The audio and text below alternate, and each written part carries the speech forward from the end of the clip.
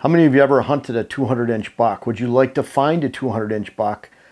I'm here to tell you, I don't know what the statistics are. I don't know if it's 1 in 10,000 bucks, 1 in 100,000. Have you ever heard, Dylan? I'm not sure. It's very, very rare. But I'm going to tell you, you're going to follow some steps here. But I'm here to tell you, finding a 200-inch animal is a whole lot easier than you probably realize. And I'm going to explain this throughout all of this. It can be done.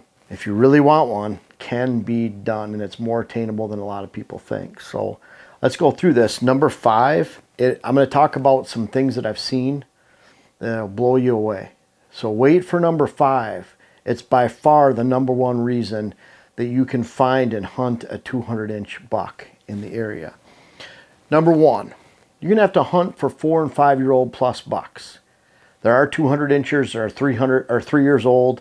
I'm always skeptical of age ranges of bucks when they say this buck was 200 inches and 3 years old. I know it happens. People in game farms see it all the time. Dylan, you worked in a game farm for 1.5 years when you got out of school's wildlife management degree, and what was, did you see 3-year-olds? I mean, what was the biggest 3-year-old you saw? There were maybe even 2-year-olds that were 200 inches. Yeah, completely different than the normal real world, but it can happen. We have a chart. We talk about it was I want to say 256 known age bucks that were tagged at birth, so they knew the exact age. They're up to 8 years old, and in that, jawbone estimation, for example, is correct 78% of the time. There are 5 biologists, deer research biologists that age these bucks, and then also the lab where you send your teeth into.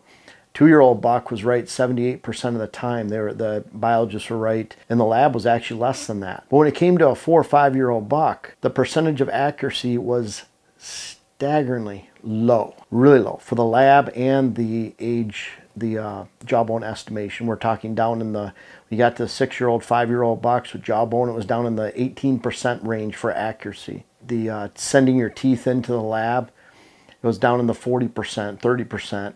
45% depending on the age of those older bucks. The point is when someone says this is a 3-year-old 200-inch deer, be very skeptical, because it takes a lot of times that buck, and it could be that very rare buck, but it takes them to get to 4 and 5 years old. So you got to hunt that way. You can't hunt like you're hunting does and fawns. Does and fawns are easy. In your area, if you're having a hard time hunting does and fawns, you're going to have a really hard time hunting a 4 or 5 year old buck plus, no matter where it lives. If you're having a hard time narrowing down that 1.5 year old buck or getting a 2-year-old buck in camera, when there's these 4 or 5 year olds around, you're going to have a really hard time hunting for. If you've never shot a 4 or 5 year old buck, you're going to have a hard time because you're going to shake so much. Your fail rate on a 4 or 5 year old buck, if you've never even shot a 3-year-old, is going to be a lot higher than someone who shot them routinely throughout the years, that age class. You just have to build up to that. It's based on experience and how much you can calm your nerves. So think about that. You have to hunt like you're hunting a 4 or 5 year old buck. It's a big difference. You have to hunt smarter than 99% of all other hunters. 99%, that sounds hard. It's not. There's a lot of people with land, if they have food plots, or overhunting their food plots, or walking through their food plots, or hunting on blinds, that spook deer off their food plots, and that ruins the entire property. A lot of people are accessing poorly. A lot of people don't have defined, this is a morning stand, this is an afternoon stand. They're not hunting smart overall. That's just general hunting.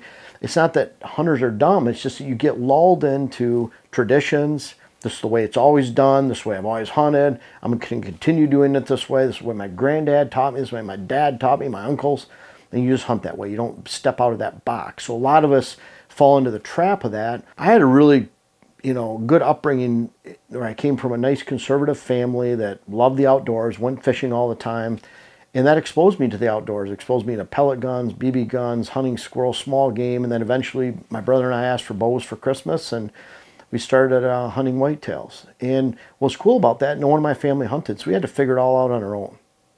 We took what advice we thought worked. We gained in the field experience because we didn't just go to the uncle's favorite blind and he let us sit there. We had to go make our own blinds. We had to go make our own stand locations. We made our own tree stands.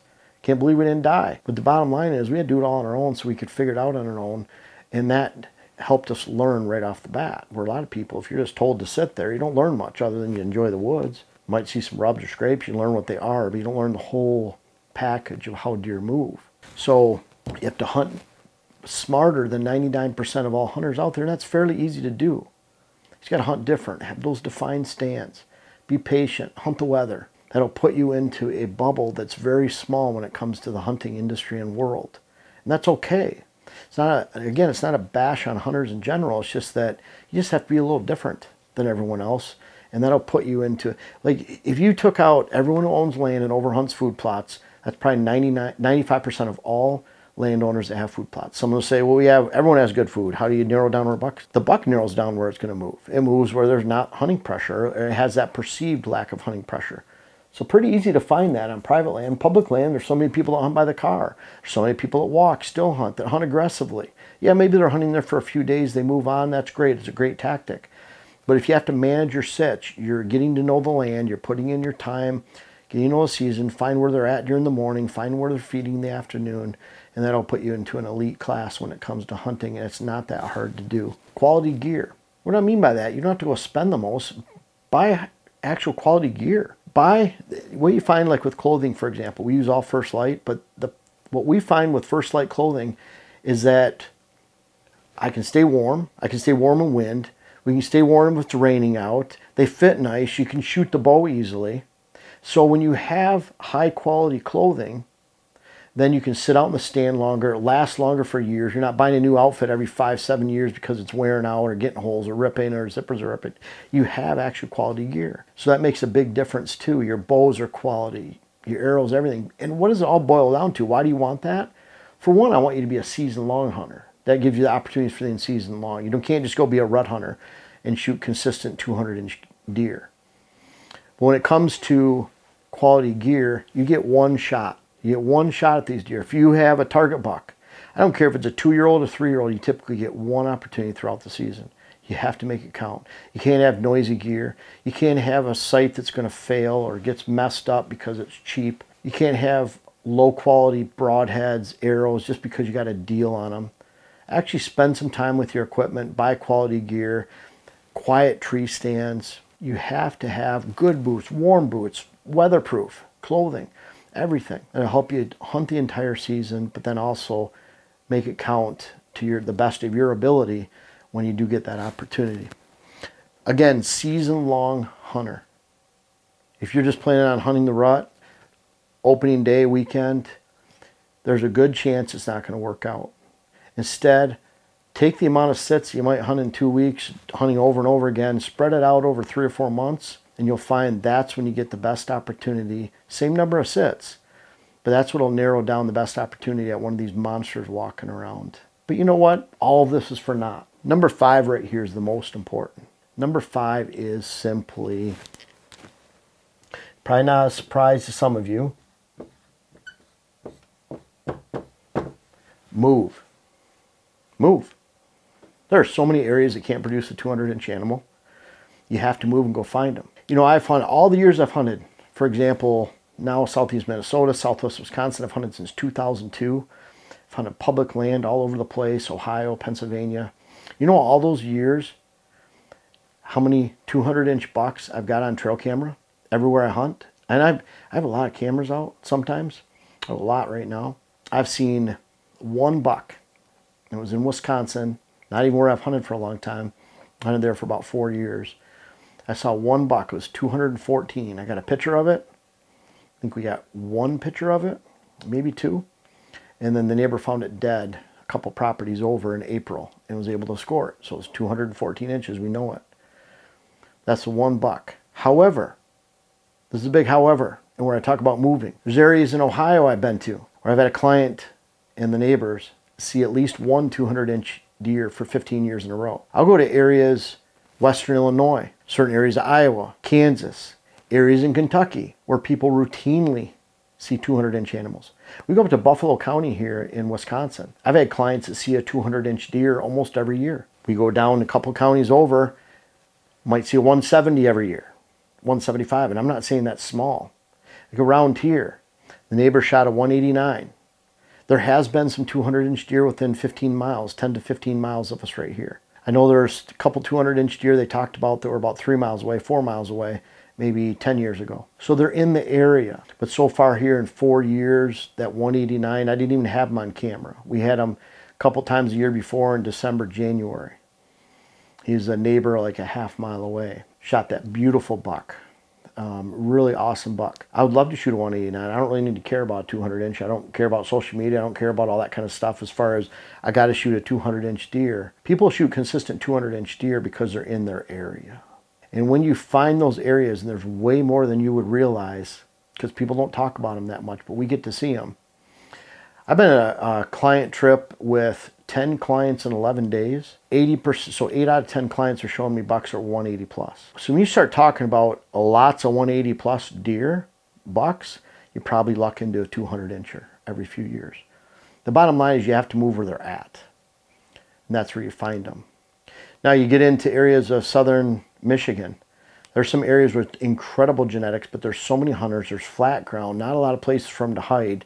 So how many bucks get to 4 or 5 years old in those specific areas? Not many. When you go into other areas though, I have a client that shot a 193, 196, and he was disappointed because he thought it was a 4-year-old buck, and if he would have waited one more year, it would have been over 200 inches. He shot 3 200 inchers in 15 years. He only wants to shoot 200 inches.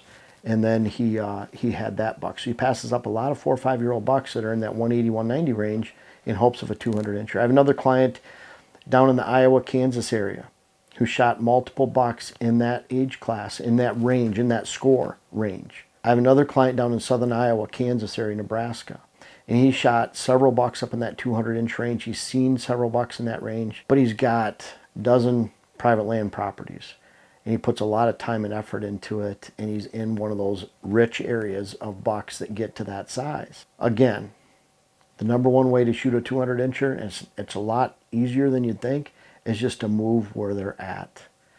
And I'm not saying it's easy, but I'm saying it's a lot easier than you think. And I really believe in some of those areas, when that buck gets to 5 years old, he's got, what I've seen, 10, 15, 20% chance of making it to 200 inch. Because they already have that frame size, they're more 10 and 12 points, lots of oddities, kicker stickers, non-typicals. And those are some of those areas where they'll produce a 250 inch, a 240 inch, a 230 inch non-typical. The bottom line is, there are areas out there, there's land available in those areas. And just because they're 200 inch areas doesn't mean that the land is enormously priced.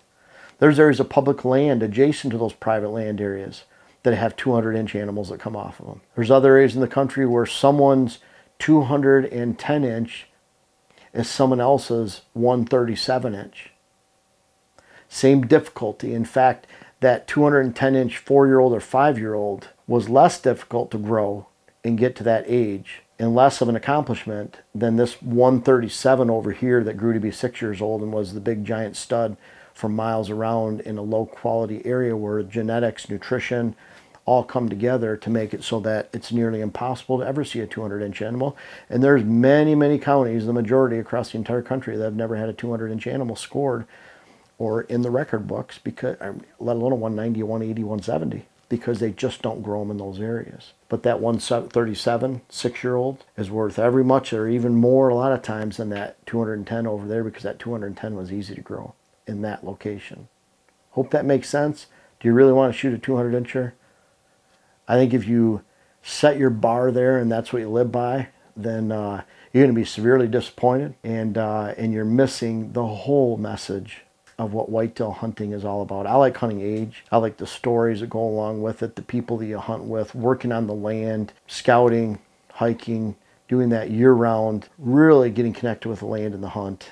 And I think that's the focus to go. And if you happen to be in one of those great areas, 200 inches are falling to your lap, a lot more than you probably realize. Now, I appreciate you guys watching the YouTube channel, but I don't know if everyone knows everything that we have to offer, whether it's on whitetailhabitatsolutions.com, our website, our WHS Wildlife Blends, our seed company. Also, Instagram you can check out. I'm very active on Instagram, putting strategies on there, photos of what we do every day. Much more active there than Facebook. But our seed, web classes, books, clients, articles. I have over 600 articles on whitetailhabitatsolutions.com, everything whitetail strategy. Of course, we have hats on there, and then make sure to check us out on Instagram again. But lots of stuff to offer. We're always coming out with new things, and this isn't the end of it. We have more things coming soon. Make sure to check us out.